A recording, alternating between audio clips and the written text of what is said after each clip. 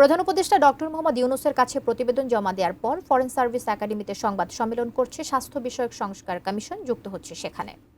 জনবল সংস্কারের জন্য যেটা হয়েছে, বাংলাদেশে দেখা যাচ্ছে জনবল সংস্কারের কোনো নীতি নিয়ম শৃঙ্খলা নেই। যখন যার খুশি যেভাবে খুশি, যে ক্ষমতাশালী বা পাওয়ারফুল তারাই জনবল তৈরি করে ফেলে, পোস্ট ক্রিয়েশন করে ফেলে। সেটা না করে একটি সমন্বিত প্রয়োজন মাফিক, যেটা ডাক্তার হোক, নার্স হোক, হেলথ কেয়ার আদার প্রফেশনাল, তাদের সবার জন্য একটি পরিকল্পনা মাফিক দীর্ঘমেয়াদী পরিকল্পনার মাধ্যমে এই পরিকল্পনাগুলো করা হবে।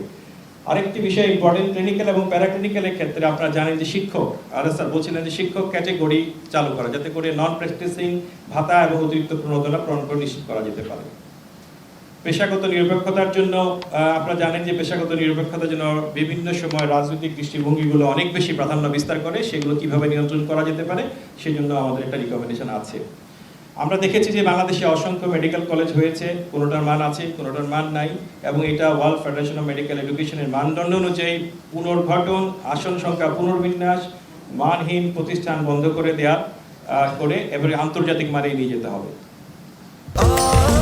স্বাস্থ্যকর অল টাইম ফ্যামিলি কেক, সব সময় অল টাইম হেলদি লাইফ। স্বাস্থ্য অর্থায়নের কথা বলা হয়েছে, যেখানে জাতীয় আয়ের কমপক্ষে জিডিপির কমপক্ষে 5% যাতে করে ওভার দি টাইম করা হয়, এবং জাতীয় বাজেটের জন্য 15% বরাদ্দ দেওয়া হয়, সে ব্যাপারে কিন্তু আমাদের জোর সুপারিশ দেওয়া হয়েছে। আর এছাড়া আছে জাতীয় নিরাপত্তা, বিশেষ করে অর্থনৈতিক উন্নয়ন নিরাপত্তা জাতীয়ভাবে খুবই গুরুত্বপূর্ণ, এবং এই মানে সকল নীতিতে স্বাস্থ্যের জন্য স্বাস্থ্য প্রভাব মূল্যায়ন, স্বাস্থ্য বান্ধব রাজস্ব নীতি প্রণয়ন করা। বেসরকারি খাতের আপনারা জানেন যে বাংলাদেশে একটা বিপুল সার্ভিস বেসরকারি খাত দিয়ে থাকে। এই বেসরকারি খাত এবং সরকারি খাত প্রতিটা ক্ষেত্রে যাতে একটি খাত আর একটি খাতকে সমন্বয় করতে পারে, অংশগ্রহণ করতে পারে, সেটা নিশ্চিত করা হবে, এবং আমরা সেই প্রস্তাবনাগুলো দিয়েছি। তবে আমরা বেসরকারি খাতে যাতে করে মূল্য নিয়ন্ত্রণ করা যায়, সে প্রতিটি সেবার মূল্য যেন নিয়ন্ত্রিত হয়, এবং এই জন্য আমরা একটি পোস্টের প্রস্তাবনা করেছি, অতিরিক্ত মহাপরিচালক বেসরকারি হাসপাতাল ও ডায়াগনস্টিক, এর মাধ্যমে এগুলো মূল্যগুলো নির্ধারিত হবে। আমরা জানি যে আমাদের ওষুধের কাঁচামাল এপিআই বিদেশ থেকে আনতে হয়, অনেক দাম পড়ে যায় এবং দেশে তৈরি হয় না। আমরা সে ব্যাপারে রিকমেন্ডেশন করেছি যাতে করে তাদেরকে ভ্যাট, ট্যাক্স, অন্যান্য ক্ষেত্রে সুযোগ সুবিধা দেওয়া হয়, প্রণোদনা দেওয়া হয়, তাতে করে দেশে এপিআইগুলো তৈরি করা যায়, আমরা যেন ওষুধ জন্য সাধারণ মানুষ কম মূল্যে পেতে পারে, অত্যাবশ্যক সেবা যেন কম মূল্যে পেতে পারে। অত্যাবশ্যকীয় ওষুধের ক্ষেত্রে আমরা বলেছি 2 বছরের মধ্যে, 2 বছর পর পর কিন্তু লিস্ট করে ফেলতে হবে, এবং এটা কিন্তু জনগণকে ফ্রি অথবা ভর্তুকি মূল্যে প্রদান করতে হবে।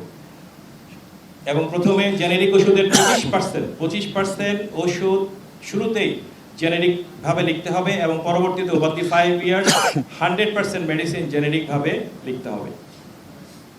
একটি জাতীয় ফার্মেসি নেটওয়ার্ক থাকবে যেটা 24 ঘন্টা চালু থাকবে। ক্যান্সার, ডায়াবেটিস, উচ্চ রক্তচাপ তালিকাভুক্ত অ্যান্টিবায়োটিকের ভ্যাট কর শূন্য হবে, যাতে করে ওষুধের কারণ যেগুলো ওষুধের দাম কমে আসে।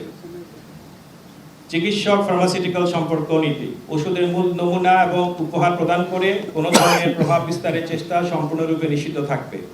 ফার্মাসিউটিক্যালস কোম্পানিগুলো শুধুমাত্র ডাক্তারদের ইমেইল অথবা ডাকযোগের মাধ্যমে তাদের পণ্য সম্পর্কিত তথ্য পাঠাতে পারবে। প্রতিনিধিরা সরাসরি সাক্ষাতের মাধ্যমে দৈনন্দিন প্রোডাক্ট প্রমোশন করতে পারবেন না। মেডিকেল কনফারেন্স করতে গেলেও নিয়মের মাধ্যমে করতে হবে, এবং সেটা হলো মেডিকেল অ্যাক্রিডিটেশন কাউন্সিলের অনুমোদিত সিপিডি ক্রেডিট পয়েন্ট নিতে হবে, কারণ এটার ভিত্তিতেই ভবিষ্যতে ডাক্তারদের লাইসেন্সিং যেটা রিনিউ হবে। সিপিডি ক্রেডিট পয়েন্ট না থাকলে লাইসেন্স রিনিউ হবে না।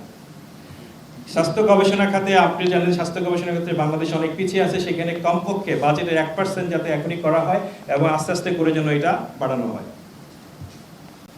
জনস্বাস্থ্য শিক্ষাগুলোকে আবার নতুন করে কিভাবে কাজ করা যায়, বিশেষ করে এটার একটা সংস্কার করার প্রস্তাবনা দেওয়া হয়েছে।